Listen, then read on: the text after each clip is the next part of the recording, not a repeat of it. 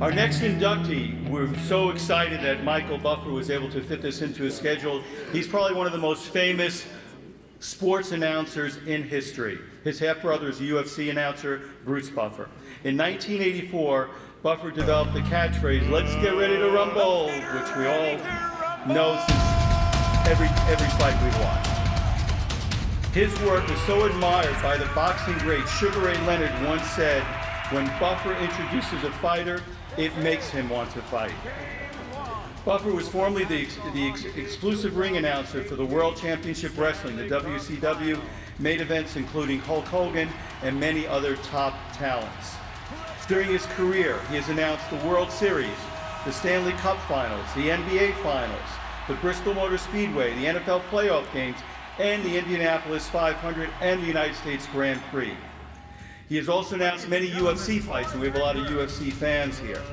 He has appeared on loads of not only TV shows, media, as well as movies. He's got another major movie coming out in motion pictures. So you've seen him not only on stage, not only in the fight game, not only as an announcer for various sports events, but also as a bona fide movie star.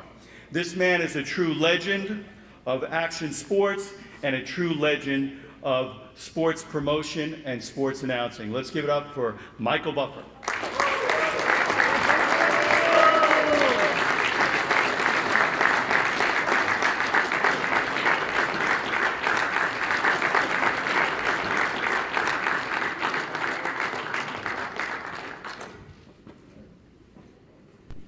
That is heavy.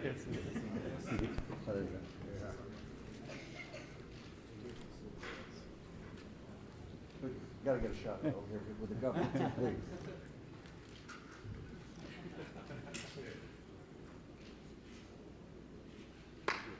Thank you.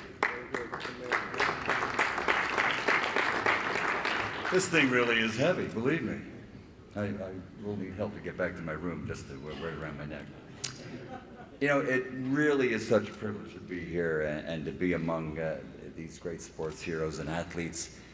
You know, I'm not the guy that does the sit-ups and the running and the training like these stories you just heard. And I'm so proud to be here with Tim, David, Benny, the Jet, and Rocky. It's just, it blows me away. And I'm actually on the same stage as the kindergarten cop. And all I can think of is like a few years ago when I heard those words, to crush your enemies, to see them driven before you, and to hear the lamentation of their women. Great stuff. And oh yeah, who can forget that? Kindergarten Cop is my favorite one though. And you know, to know what these gentlemen up here that are also getting this award today, to know what they went through and the training and the physical things that they've done to inspire others and to drive themselves. With me, I just want to mention, for me personally, there's a lot of luck involved in everyone's life. And I was born during World War II, and my biological father was in the Navy, sent off in an aircraft carrier to the Pacific, and my mom had to work. And at the age of 11 months, I went to live with a foster family and ended spending the rest of my life with this family. And it was a blessing. It was like a Leave It to Beaver life in the 50s and 60s and growing up in the Philadelphia area, and that was luck. And then at the age of 49, I run into my biological father, the guy that was sent off in an aircraft carrier, and met two great half-brothers, Bruce and Brian, and good luck there. Just great things happen to you. There's a gentleman over here, my oldest son, Michael Patrick, who in 1982, we were watching fights on TV, and a ring announcer gave the final scores for a split decision. And he said, after the first two scores, you knew who won the fight, and it took away that drama of the third score, and the winner by split decision, and the place gets quiet. So it just kind of killed it. And my son says, he's like 13 or 14 times, says, "Dad, you could do that." Thank you, Michael. I guess I owe you a few bucks now, right? And I put together, not even knowing how one gets their foot in the door. We lived in Philadelphia, the Philadelphia area. Atlantic City had fights 2-3 times a week, and there was a big industry in boxing, and all these stars were there. And so I wrote letters to all the casino hotels, not knowing that the promoter actually hires you, or you have to get a license and all that. And the one hotel, at the time, after a horrible stint as a car salesman after being in the Army, and then I was a model. And so I had a headshot and a resume, and I sort of embellished a little bit and said, I have experience, announcing sports, none whatsoever. And the Playboy used to have the Playboy Hotel Casino, and they had regularly the Tuesday night fights on USA. And so the entertainment director, Toby Berlin, told the promoter, said, why don't you hire this guy? He's got this, and I kind of like hinted like, the casino needs a James Bond image, and I was such BS. And I got my foot in the door, and in October of 1982, I made my debut as a boxing ring announcer, and man, I was just horrible.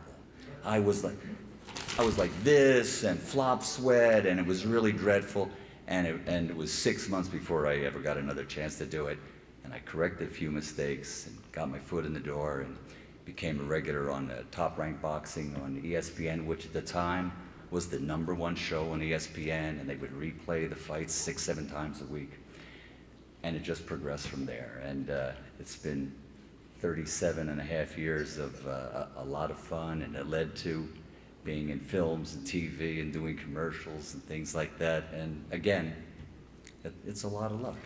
And but one of the best things I think I ever did was when I started, the ring announcers were introducing all their buddies on the boxing commission.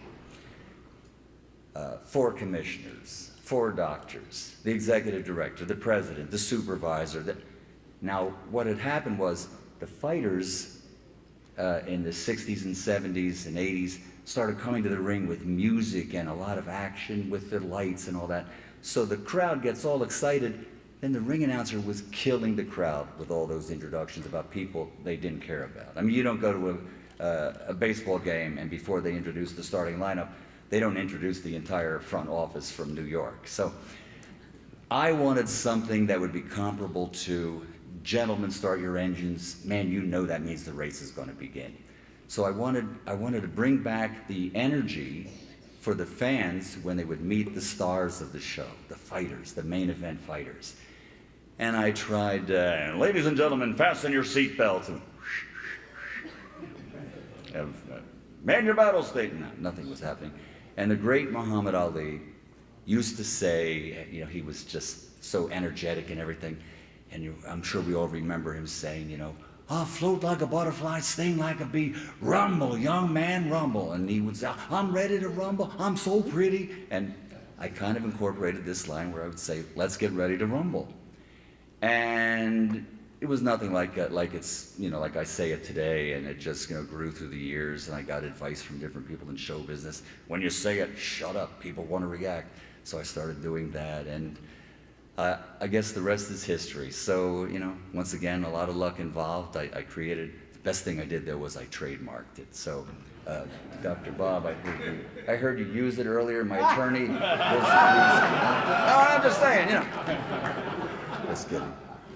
But I really want to thank, Dr. Bob, and Fairfax, and the city of Columbus, the way they all just get together and put on this great event here. And Governor Schwarzenegger, thank you very much for, being a part of this and your support of all the athletic endeavors through the years. And I see buddies of mine, hi Chuck, and here, and who doesn't even tell me he's in attendance, but he shows up. And I'm just really honored to be here. And so let me just leave you with one thing. Let's get ready to rumble!